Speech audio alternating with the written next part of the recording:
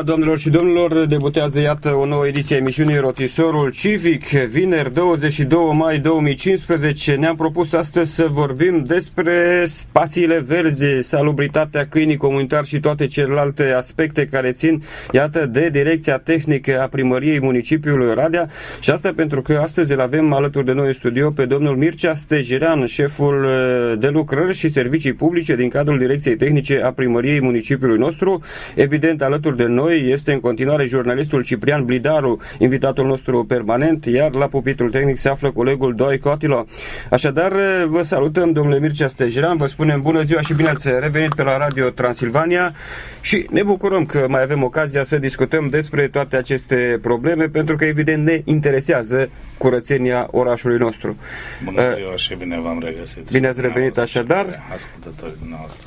O să vă rugăm să vă apropiați un pic mai tare de microfon ca să vă auzim în condiții excelente. V-aș propune să începem cu salubritatea, să vedem care mai este situația în municipiul nostru din acest punct de vedere, acum când orașul pe de altă parte este un plin șantier. Da, deci municipiul Oradea a aprobat, deci primăria municipiului Oradea a aprobat un regulament nou de salubritate care deja a intrat în vigoare chiar de luna aceasta. Este regulamentul de salubrizare a municipiului Oradea, care sigur aduce și câteva noutăți și câteva reglementări și, bineînțeles, pentru cei ce nu se conformează, și sancțiuni. Ar fi interesant și de remarcat într-un fel faptul că în acest moment în municipiul Oradea sunt amenajate la asociațiile de proprietari circa 610 platforme. Spun 610, cele 10 urmează să se amenajeze. Dintr-un total de 700 de platforme pentru depozitarea deșeurilor menajere, care ar satisface la nivel de municipiu toate necesitățile, astfel încât deșeurile menajere și cele reciclabile să fie depozitate numai în incintele acestea închise, astfel evitând ca să apară acei scotocitori sau să se sustragă aceste materiale, că de fapt ele se și sustrag o mare parte din ele.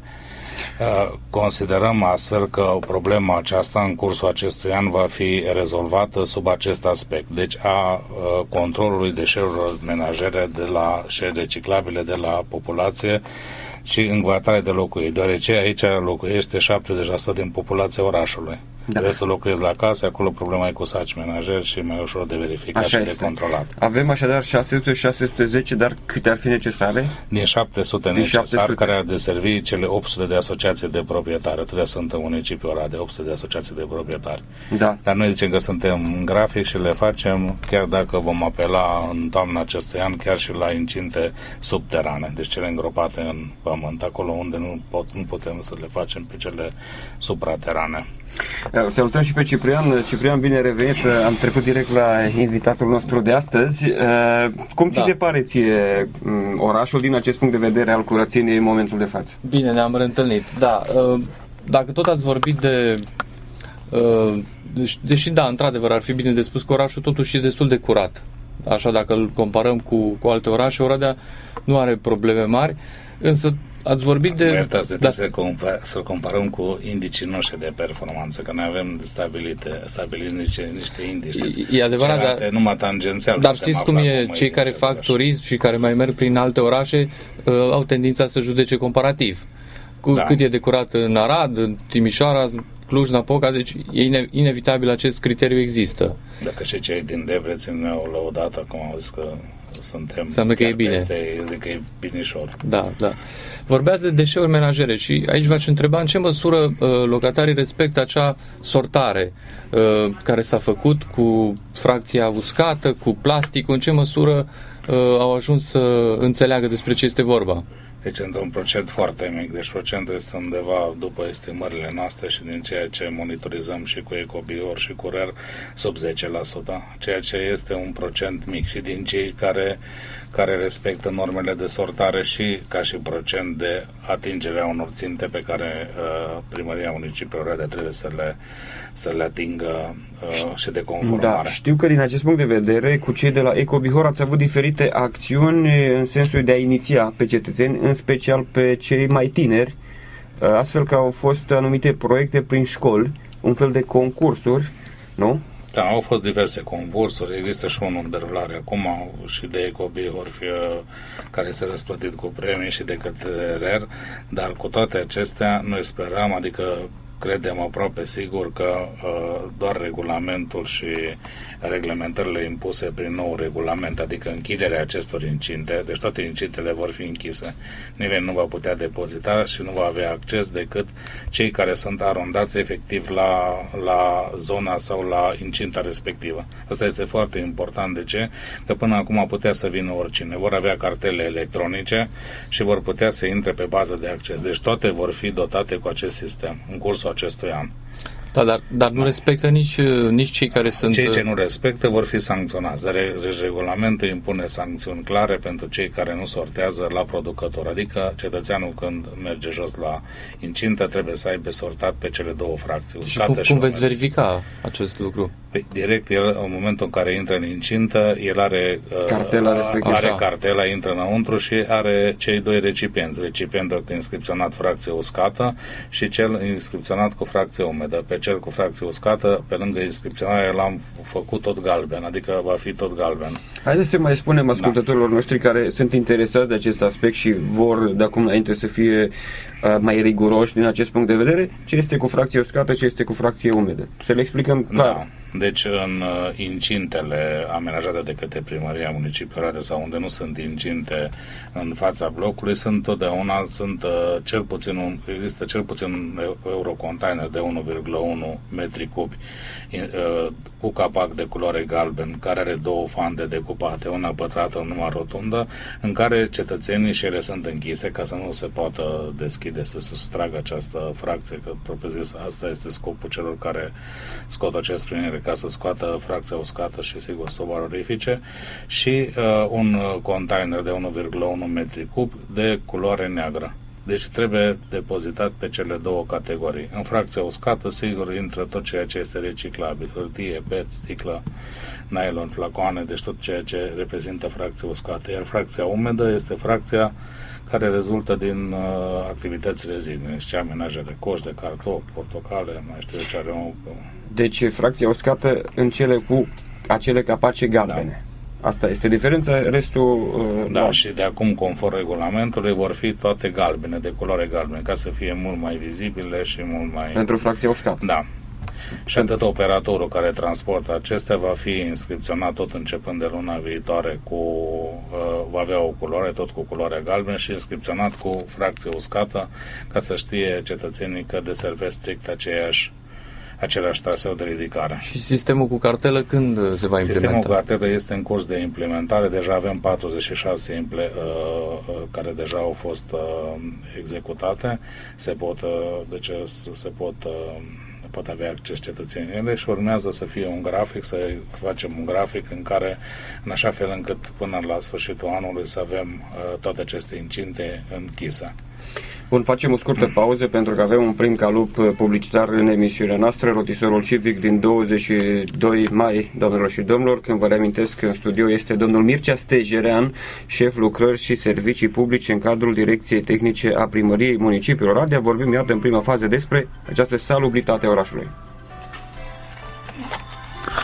Ne reîntoarcem la emisiune și la invitatul Rotisorului Civic din 22 mai, domnul Mircea Stejerean, șef lucrări și servicii publice în cadrul Direcției Tehnice a Primăriei Municipiului Oradea, pentru că dorim, doamnelor și domnilor, așadar să vorbim astăzi și să vedem care mai este situația cu salubritatea în municipiul nostru, de asemenea cu spațiile verzi și cu câinii comunitari, dacă mai sunt, tot mai puțin ne bucurăm, dar vrem să facem o radiografie, așadar, domnule Stejerean. Deci, din punctul acesta de vedere, consider că i-am clarificat pe ascultătorii noștri cu acele categorii. I-am clarificat cu cele două categorii, fracția uscată cu fracția umedă, și ar mai fi important de știut, zic eu, ca toate asociațiile de proprietari din municipiul Oradea, în baza unui protocol pe care l-au încheiat cu noi pe 5 ani, au obligația să mențină curățenia în aceste spații.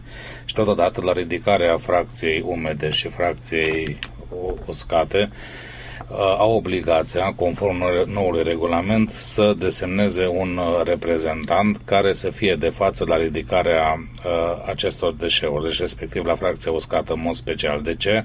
Pentru că fracția uscată nu se plătește, iar interesul va fi a tuturor cetățenilor să depoziteze cât mai multă fracție uscată.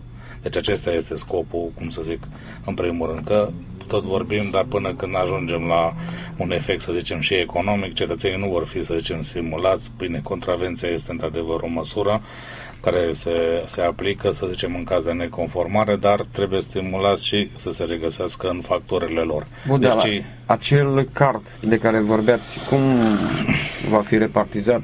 Acel card va primi fiecare asociație de proprietari în funcție de asta trei carduri cu care vor putea intra, deci în funcție de câți membrii sunt, da. Dar și dacă ei unul vor primi tot 3, deci vor avea fiecare cel puțin 3, urmând ca după aceea să-și cumpere fiecare cardurile și un respective. card cam cât ar costa? În jur de 10 lei. Înțeles. Da. Dar bine, și ține 2 ani sau nu știu cât 3. Ca să închidem subiectul acesta al deșeurilor, v-aș întreba și despre gropile de gunoi. Știu că este o cerință a Uniunii Europene să se desfințeze aceste gropi de gunoi și să se creeze stații de sortare și de transfer, nu, a deșeurilor.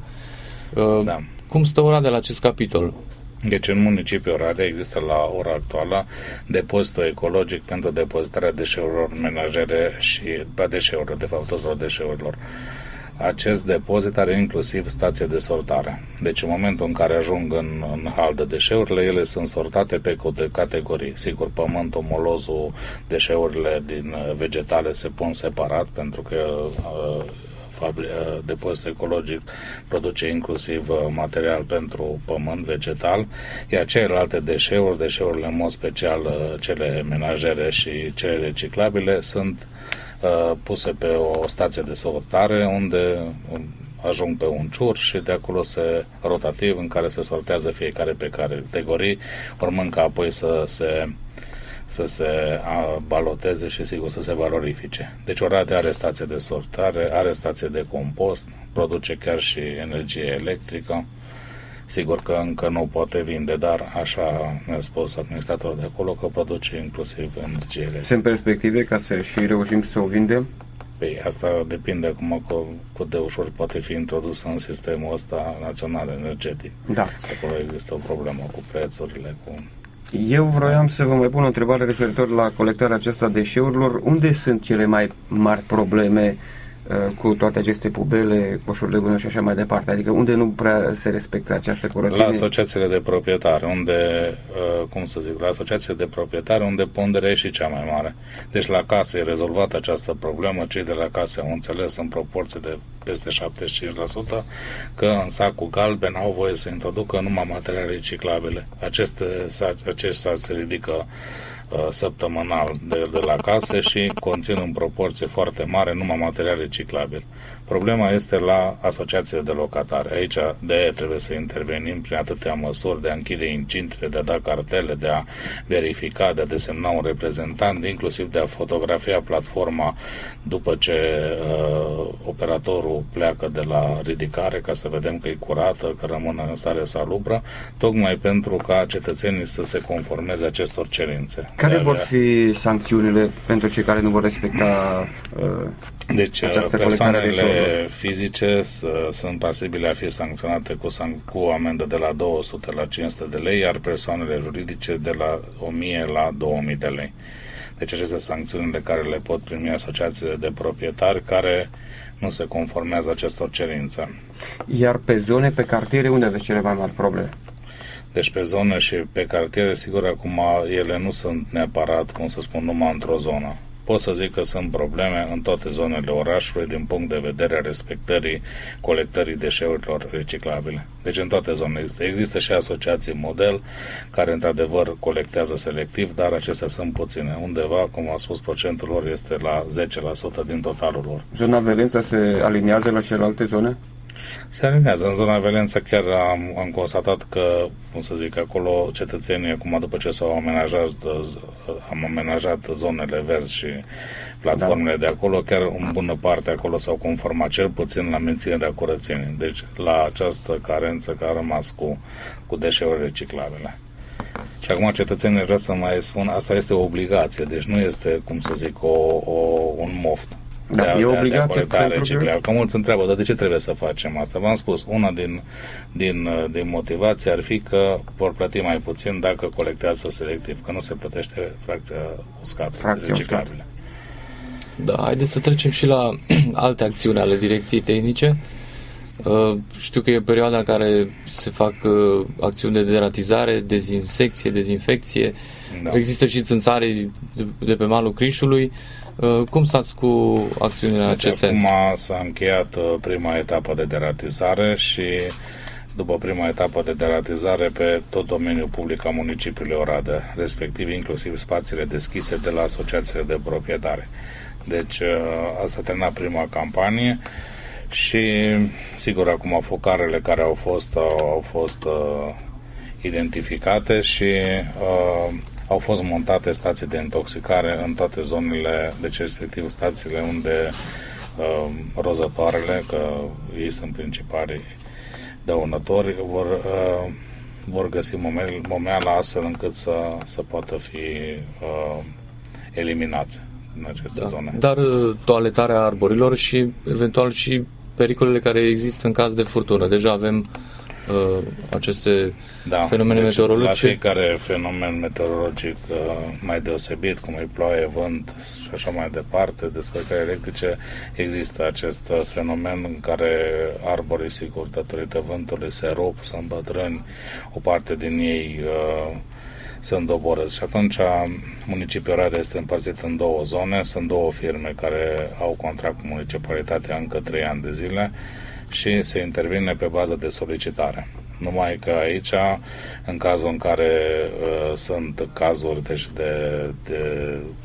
ca urmare a fenomenelor meteorologice deosebite, se intervine imediat, iar în cazul în care cetățenii doresc să obțină doborârea unui arbore, noi trebuie să ne adresăm după caz Protecției Mediului sau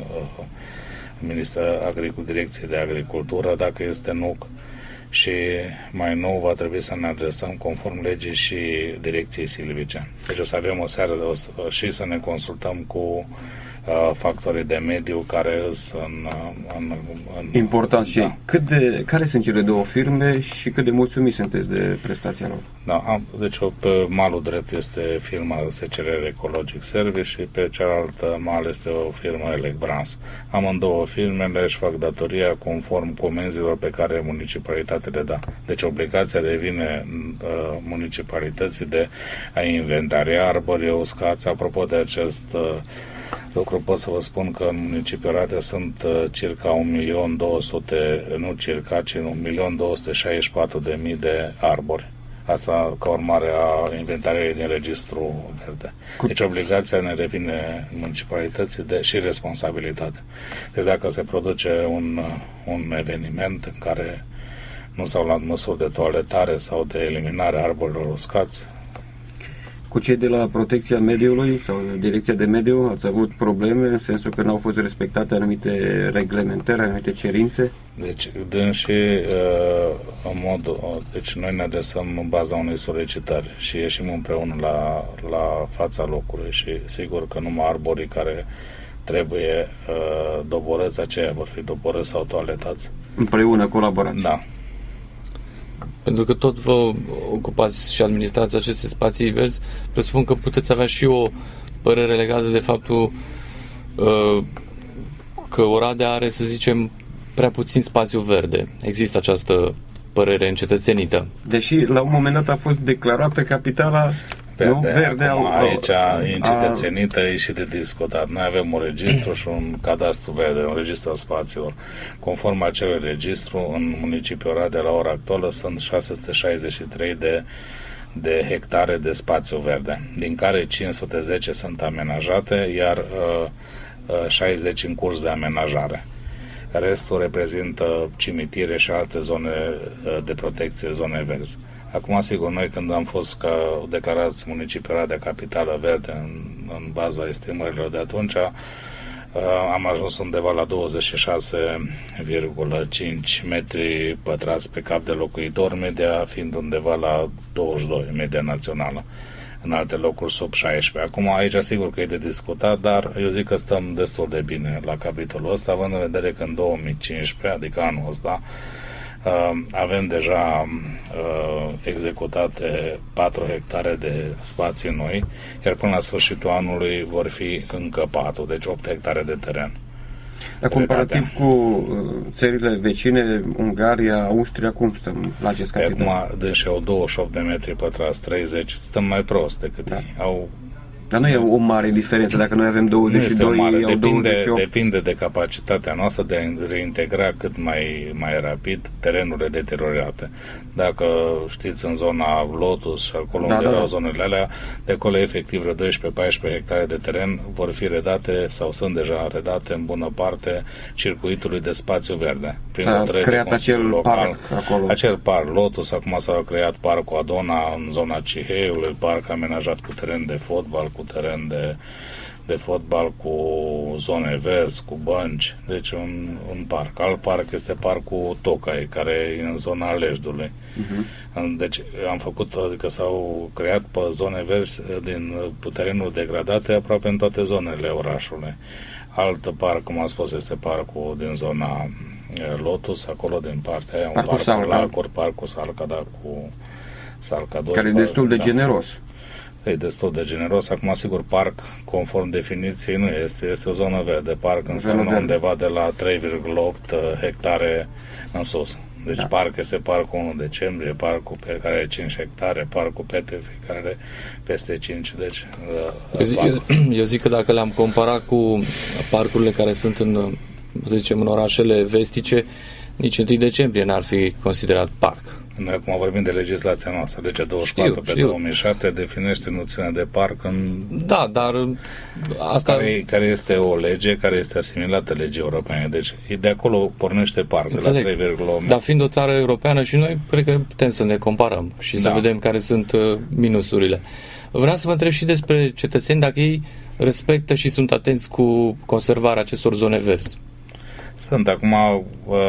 majoritatea sesizărilor se bazează sau au distrugerea de mobilier urban. Deci se distrug, avem în cadrul orașului, tot așa, municipiul Oradea este împărțit în 4 zone, 2 pe malul stâng, 2 pe malul drept, în care activează 4 societăți care prestează activități de înlocuit coșuri, de vopsit, asta nefrecvent se distrug, deci anual, ca să zic așa, circa 1000 de coșuri la nivel de municipiu Oradea se înlocuiesc, care este destul de mult. Deci dar am scăzut numărul față de anii anteriori. Păi am mai scăzut, am mai crescut, aici e o fluctuație în funcție de zonă, depinde. În general... De la nivel general n-am scăzut acest număr. Acum noi nu avem o statistică să fi scăzut așa de dramatic. Știu că constant ne lovim de problema asta și trebuie să o înlocuim și probabil că o să facem și un... Înseamnă că activați dumneavoastră destul de bine și imediat înlocuiți după ce se deteriorează. Da, trebuie înlocuit imediat pentru că coșul care este distrus nu mai poate fi reparat fiind din plastic și... Această problemă n-ar fi totuși în sarcina poliției locale? De a depista pe cei care zilnic depistează, tot în cadrul serviciilor de lucrări și servicii publice avem o asistație socială și încă o parte de prestatori, ca să zic așa, de muncă, care vin dintre cei care săvârșesc diferite contravenții.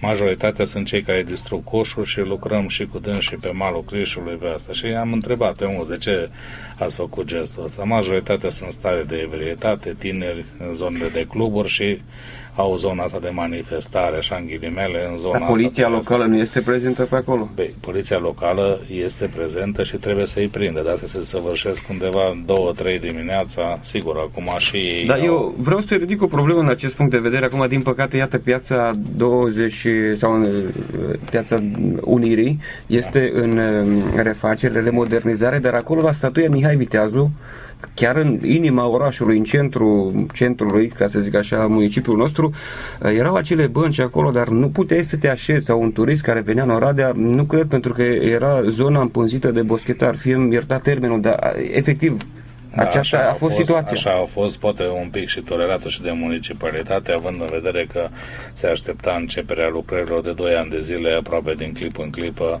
să se demareze și fiecare s-a gândit așa că în momentul în care va fi reabilitat complet cu un nou urbanism, cu un nou concept urbanistic și cu un nou mobilier, sigur că vor trebui să dispară și acele persoane. Corect, dar poliția nu pot locală dispărea, nu... pentru că ăștia acum iertați-mă, nu sunt animale, sunt Nu, oameni nu. și trebuie să le găsim condiții. Trebuie să le găsim condiții, dar vorbeam de centrul orașului, unde e o zonă turistică și vă dați seama că turiștii... Mi-au zis colegii de la ASCO că îi ridică frecvent, îi duce peste noapte, se cazează, iară vin înapoi. Este o problemă asta, din păcate, destul de mare. Și acolo, apropo de poliția locală, cred că ar fi avut mai multă activitate, pentru că era chiar în centrul orașului. Da, acționa poliția locală și acolo. Eu am surprins de câteva ori că a acționat în zona aia. Bun, revenim imediat, domnule Stejeran, ora 12 și 29 de minute, un nou calou publicitar la rotisorul civic. De astăzi, când vorbim, iată, despre salubritatea, spațiile verzi, dar vom vorbi și despre câinii comunitari din municipiul nostru.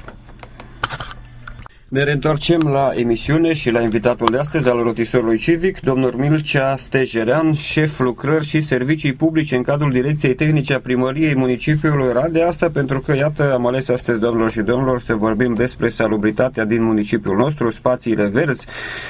Mai facem așa o anchetă și în ceea ce privește mobilierul urban, dar nu-i omitem nici pe câinii comunitari. Așadar, cu mobilierul urban, domnule Stejeran, nu stăm destul de rău, pentru că dumneavoastră sunteți activi și dacă se deteriorează ceva, imediat înlocuiți. Da. Sigur, înlocuim și pe bază de sesizări, dar și pe bază constatărilor efectuate de către cei doi colegi ai mei care verifică zilnic, sigur, pe traseele lor starea mobilierului urban. Pe lângă asta avem și achiziționate, tot referitor la mobilierul urban, în curs procedura de achiziție a încă 600 de bănci de două tipuri, cu spătar și fără spătar. Și cam unde o să le amplasați? în toate zonele orașului. Da. Acum, o să apară în plus sau înlocuiți? Nu înlocuim. O să apară în deci plus. sunt bănci care, deci cele care se repară, se înlocuiesc stinghiile, se vopsesc, se schimbă anumite părți componente. Asta este mobilier urban nou care se achiziționează, se montează în locuri în care este necesar acest lucru. Și sigur, în parcurile astea care le-am creat acum noi și la asociațiile de proprietari. În perioada asta de 8 ani s-au montat circa 5.000 de bănci în municipiul Oradea. Zic acum de 8 ani pentru că cele două proceduri s-au făcut tot pe câte 4 ani. Și avem și o reglementare care prevede un anumit număr minim, cel puțin, de bănci pentru... Nu, procedura se poate face pe numărul de bănci care este necesar. Deci, pe bază de solicitări sau pe baza analizelor pe care o facem noi și a spațiilor care urmează a fi utilizate cu stabiliți cât este necesar. Da. Tot așa, la nivel de municipiu am achiziționat, adică urmează să se achiziționeze, este în achiziție publică, echipamentele de joacă. Iar vom avea peste 70 și ceva de echipamente de joacă, începând de la carusele, topogane, hinte. Acolo deocamdată cum stăm? Suntem în grafic sau suntem deficitari? Eu zic că suntem în grafic pentru că cererile deja sunt foarte puține și la toate cererile facem față. Nu facem în schimb față, sau glumesc acum un pic, la dezvoltarea celorlalte zone care de la an tot cresc, cum am zis, cu cele 5 parcuri care se fac anul ăsta și alte zone unde considerăm că se montează, inclusiv în cartierul Europa și cartierele acestea noi care apar. Da. Tot legat de mobilierul urban, v-aș întreba de acele filigorii care sunt în zona promenadei Malul Crișului, dacă se pot face grătare acolo. Și dacă... Nu se pot face. Deci în municipiul Oradea, la ora actuală, nu există amenajat un loc de picnic cu foc deschis. Deci acolo cetățenii cel mult pot să facă să-și ducă de acasă sau să-și aducă pătură și am crezut că mă întrebați dacă se vandalizează cele 13 filigorii. Acum, sigur, după caz și acolo au fost probleme și sigur s-au remediat prin serviciul nostru de ce? V-am întrebat că inițial parcă erau proiectate și pentru grătar cu foc închis. Da, s-a vorbit. Acum suntem în curs de elaborare a unui regulament de picnic al municipiului Oradea. Zona care a fost stabilită prin hotărâre de Consiliu pentru ca zonă de picnic este zona situată pe strada Făclie, deci fostă zonă Silvaș, deci unde e podul Prezan, General Prezan, acela nu a fost Macio, deschis acum. Macio în partea dreaptă, urmând ca și în partea stângă să se amenajeze, deci în partea dreaptă, zic în sensul de mers cum venim dinspre Averescu înspre strada Făclie. Da. Deci vorbesc despre partea cu compania de apă unde este acel gard. Acolo deja s-a amenajat o alee, acum se montează stâlpii de iluminat. S-a creat acea locație pentru incintă, pentru depozitarea deșeurilor menajere și va fi utilată cu un loc de joacă pentru copii. Urmând ca pe partea dreaptă a aleei, cum mergem încolo, acum, cum să zic, e mai greu de descris zona, dar zona se va fi amenajată și utilată cu tot mobilierul, inclusiv cu bănci, cu mese, cu tot ceea ce ar trebui unui om să se simtă cât de cât bine când iese în aer liber, sau toaleta și arbore. Și urmând ca similar pe partea aceasta la altă, deci în vechiul Silvaș, să se amenajeze și acolo o zonă similară. Că toți suntem la zona aceasta de utilități publice, aș ridica o problemă care mi se pare destul de gravă. Oradea are cam 4 toalete publice la aproape 200.000 de locuitori. Deci o toaletă publică, să zicem, aproximativ la 50.000 de locuitori. Mi se pare inadmisibil pentru un oraș cu standarde europene. Da, deci avem 7 locații în care se pot utiliza toaletele, deci WC-urile publice, propriu zis, cum le știu, toate acele construcții ca toalete publice. La un moment dat erau 4, că de asta... Erau 4, acum s-au montat acest tip de toalete, deci cum le ziceți noastră, toalete ecologice, de exemplu, în parcuri, până acum nu erau. Deci dacă cetățenii vor merge, să zicem, în parcul de care ați amintit, Lotus, acolo, fără niciun cost, pot să folosească toalete ecologice și se are în vedere ca toate parcurile să aibă un acces. Parcul Brăteanu are deja toaletă, adică există toaletă unde poate. Parcul Petrifi are, Parcul 1 decembrie are. Deci unde cetățenii pot să meargă gratuit să folosească aceste toalete. Sigur că numărul, sunt de acord cu dumneavoastră, nu este de ajuns. Deci aici ar mai trebui... Se are în vedere ca să se mai amplazeze toalete ecologice. Dar acele 4 de care vorbea Ciprian mai funcționează? Acele 4, dânsul vorbea efectiv de vechile amplasamente. Și acele mai funcționează? Da, ca cel de pe Republice sau din Piața Ferdinand sau din zona Republicii înspre gară, funcționează, sigur că da, și tot fără cost. Și o a doua problemă spinoasă, care sigur că nu ține neapărat de departamentul dumneavoastră, dar având în vedere că vă ocupați de tot ce înseamnă până și poluarea zonei acesteia urbane, v-aș întreba ce părere aveți despre mirosul care vine tot mai puternic din zona Paleu, de la acea fermă de crescătorie porcină și care îi deranjează pe tot mai mulți orădeni. Nu se rezolvă nici acum, nu s-a rezolvat această problemă. Acum, aceea este o problemă, după părerea mea, strict de competența mediului și știu că colegii de la mediu, există un compartiment în cadrul primăriei, au trimis acele sesizări gărzii de mediu și, din câte știu, există un program în care acea crescătorie de porci trebuie să se conformeze, iar așa am înțeles, în 5 ani va trebui să părăsească acea zonă. Sau să se conformeze unor programe, că știți cum e aici, într-adevăr, produce un disconfort în care toți îl vedem, toți de fapt îl simțim, cu alte cuvinte, și deranjant. Am înțeles. Ajungem și la acest capitol al câinilor comunitari, pe care nu l-am mai dezbătut de mult și nu l-am dezbătut de mult pentru că s-a stabilit situația, să zicem așa. Cred că lumea este mulțumită, nu prea mai sunt câini pe stradă, dar parcă din când în când mai zărim câte unul. Da. Deci acum în municipiul Oradea am întocmit în anul 2015, în luna martie, planul de acțiune privind gestionarea câinilor comunitari la nivel de municipiul Oradea, împreună cu operatorul specializat pentru această activitate, pentru gestionarea câinilor comunitari, respectiv Societatea Administrația Domeniului Public, SCADP SA. au rezultat, după inventarea noastră, un număr de 50-60 de câini. Deci asta în funcție de zone, de unde au fost găsiți pe amplasamente. Sigur, acum cifra nu este, să zicem, mare, este poate cea mai mică din țară și categorică se poate elimina poate într-o lună sau și mai repede, sau ea a și fost eliminată deja. Dar problema mare este abandonul. Da. În acest moment care multe persistă această cetățeni problemă. care persistă și sigur că toți câinii care vin sunt câini maturi, deci câini care cetățenii s-au deci debarasat de acești câini. Că Acum cine se mai debarasează? Pentru că acum deja de câte ori ați ridicat această problemă, cred că cetățeanul din municipiu ar fi cam înțeles ce are de făcut. Da, dar nu neapărat din municipiul Nu Radea. neapărat. Nu neapărat din municipiul Radea, și din zonele limitrofe. Am înțeles că au venit și din satul mare odată când a fost depistat un transport de câini. Deci un lucru e cert. Cei din satul mare au dus câini și i-au abandonat aici. Da, dar și orădenii probabil Foarte că interesant. noi am găsit foarte mulți, că acum noi am realizat acțiuni de microcipare, unde peste 13.000 de câini au fost microcipați în total la nivel de municipiu Oradea.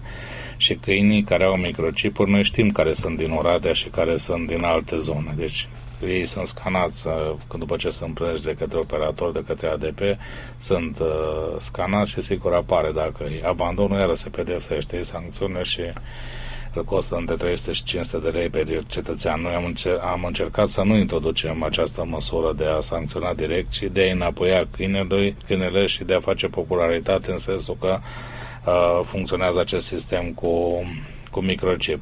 Dar de acum încolo, poliția locală va sancționa pe toți cetățenii care vor abandona acest câini.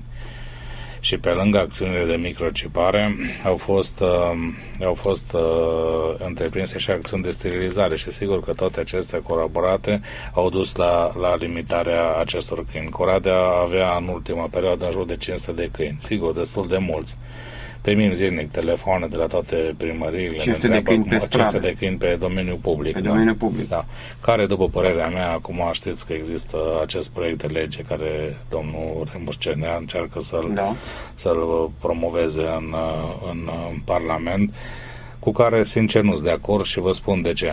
Returnarea oricărui câine în teritoriu duce la apariția câinilor. Deci câinii, din moment ce sunt, cum să zic, locul câinelui, cine îl iubește, asta e un principiu, trebuie să-l ducă neapărat acasă, să-l îngrijească. Da, am văzut multe cazuri în Oradea în care, cum să spun, mai multe cetățeni, chiar, cum să zic, la un moment dat am avut și discuții neprincipiale, că aruncau de sus mâncare, deci nu, câinele trebuie, după părerea mea, dus acasă, îngrijit, tratamente medicale și așa mai departe. Da, în București e interesant cu ce propunere vine domnul Cernea, pentru că în București, acolo unde activează și dânsul, cel mai mult bănuiesc, pentru că este parlamentar, au fost N și N cazuri în care care s-au soldat chiar cu pierderea de vieți omenești. Da. Deci aici eu zic că nu este loc de, cum să spun, de compromis, pentru că, sigur, acum omul are prioritate în fața câinelui și, sigur, sunt de acord ca toți câinii să aibă cele mai bune condiții în adăpost. Nu suntem pentru eutanasierea lor, care, sigur, e cea mai mare crimă propriu-zis, dar suntem pentru adopție. Adopția este cea mai sigură cale prin care Cum adoptă, apropo de acest aspect, oradenii? Oradenii au un program, există un program de adopție, există și la adăpostul public de pe Cororan Hora, un loc special unde cetățenii pot să-i vadă acești câini, nu costă nimica, îi se aduce câinele acasă, deci toate condițiile ca să poată. Invităm să vină. Adoptă? Deci se adoptă foarte mulți câini. Da? Asta să zic, s-au adoptat acum, deci n-am o evidență la mine, dar vă spun că 2014, 2013, 14, 15, peste 600 de câini. Și au fost adoptați de către cetățeni. Câini curați, îngrijiți acolo la țară. Da, sigur, el în momentul în care intră în adăpost câinile capturate pe străzi, intră într-o carantină de parazitare, vaccinare, microcipare și, sigur, sterilizare. Deci nu mai pleacă din adăpost dacă nu e sterilizat, chiar dacă cineva îl adoptă. De ce? Pentru că e o lege care spune că toți câinii metiși trebuie sterilizați. Legea 258 pe 2014 privind gestionarea câinilor, care modifică ordonanța 155 din 2001. Și ar mai fi, dacă îmi permiteți, numai un lucru. Deci noi acum suntem în următoarea fază. Deci toți câinii care ajung, sau în următoarea etapă, ca să zic așa mai bine, toți câinii care provin din zonele limitrofe, cum ar fi comune vecinate, Oșorhei, Sant Andrei, am încercat, am discutat cu primarii de acolo, am fost personal la întâlnire cu ei, deci au zis că, adică nu mai au zis, au și adoptat regulamente de microcipare și sterilizare, urmând ca acum ședința din 28, municipiul Oradea, primăria municipiului Oradea, să adopte prin hotărâre de Consiliul Local încheierea unor protocoale de colaborare cu toate cele 9 comune, care e foarte important lucru, privind gestionarea populației canine din respectivele comune. În acest sens, în baza acestui protocol, sigur, ei vor achita tarifele administrației domeniului public, la tarifele aprobate de Consiliul Local, care sunt tarife modice pentru Oradea, chiar dacă se deplasează până în Sant Andrei, urmând ca toți câinii să fie capturați. Acționând pe o rază, de exemplu, cum este Ineu, sau Borșu sau Oșorheiu, pe o rază de 15, chiar 20 de kilometri, sigur că atunci zona de tampon prin care câinii vor pătrunde municipiul Oradea este mult mai mică și șansele ca municipiul Oradea să fie câini proveniți din aceste comune să fie practic nulă. Bravo! Știu că ați avut des întâlniri cu deținătorii de câini. Ei s-au plâns că sunt terorizați de poliția locală, că nu sunt țarcuri suficiente. La fel există și partea cealaltă a vecinilor care reclamă problemele de igienă aduse de acești deținători de câini. Cum priviți această problemă? Sunt foarte mulți cetățeni care se plâng și de chestiuni legate de igienă. Aici știți cum, deci noi acum la nivel de municipiu Oradea avem 8 țarcuri pentru câini. Acum vă dau un exemplu, dar nu vreau să fiu răutăcios, sunt orașe care, cum e Timișoara, au mult mai mult, sigur și suprafața orașului dublă, dar sunt și care n-au nici măcar jumătate dintre noi și se dau mari iubitori de câini. Aceste 8 țarcuri, sigur, sunt insuficiente, dar o să mai facem încă 2 țarcuri, una în zona muzeului, acolo am avut un protocol cu fostul muzeu unde e biserica sau episcopia romano-catolică și vom realiza aceste țarcuri. Un alt țarc e în curs de construcție în zona Goga, nu știu dacă în zona Goga acum cine să meargă o să aibă surpriză plăcută în zona fostului poligon, în sensul că s-au amenajat 2 terenuri de fotbal, unul de basket. S-a făcut acest țarc, adică s-a proiectat acest țarc urmând să fie amplasat și sigur acolo se va aduce bănci și va fi o nouă zonă de recreere. Deci vom avea țarcuri suficiente. Problema mare este, sau problema, să zicem, insuficientă, este pentru spațiu, adică spațiu, cum să zic, n-ar prea ajunge. În sensul că noi le-am delimitat, spațiu mare, spațiu mic, dar câinele vine un cetățean cu un câine care îndulă o detalie mai mare și sigur că nu se suportă cu masculul de detalie mai mică sau de altă rasă și atunci apar, cum să zic, problemele. Iar igiena, asta noi le-am pus la fiecare țarcă, e dotat cu coșuri de hârtie, cu saci, sunt zilnic cuprinse în graficul de curățenie, ar trebui să fie, zic eu, curate. Aș aborda și problema sterilizării. Cine se ocupă și care sunt condițiile?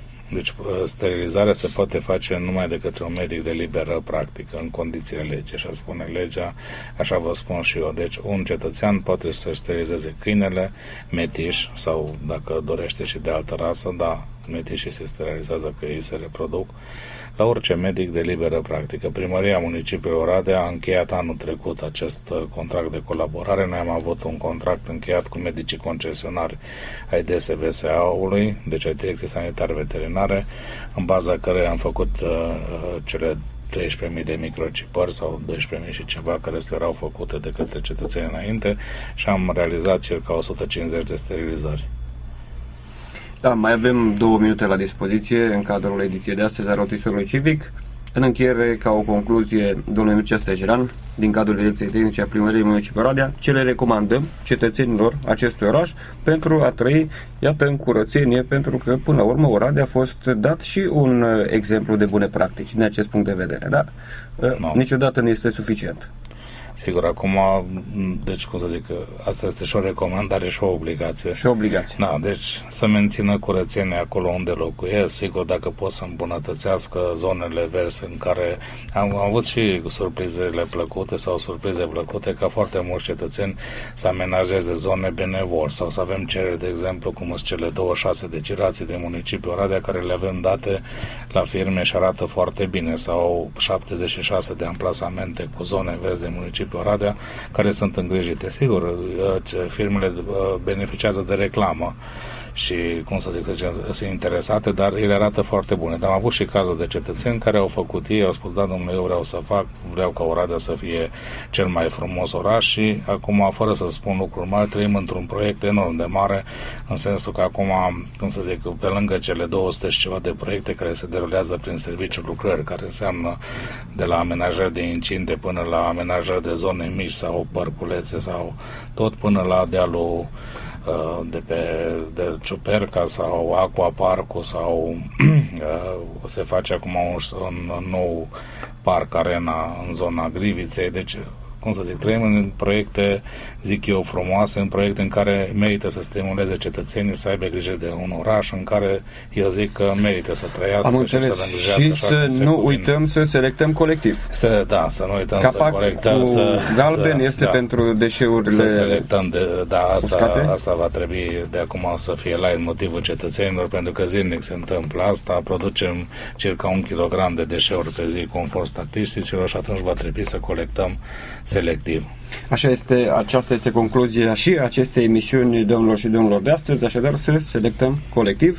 Rotisorul civic din 22 mai 2015 se încheie aici. L-am avut prezent în studio pe domnul Mircea Stegerean, șef lucrări și servicii publice în cadrul Direcției Tehnice a Primăriei municipiului nostru. Am vorbit despre salubritate, spațiile verzi, mobilierul urban, dar și câinii comunitari, împreună cu Ciprian Blidaru, invitatul nostru permanent, jurnalistul de la Crișana. Eu sunt Florin Mihalca, la pupitrul tehnic s-a aflat colegul Doico Atilo. Tuturor vă mulțumim pentru atenția acordată și vă dorim să aveți parte de un sfârșit de săptămână cât mai plăcut în continuare.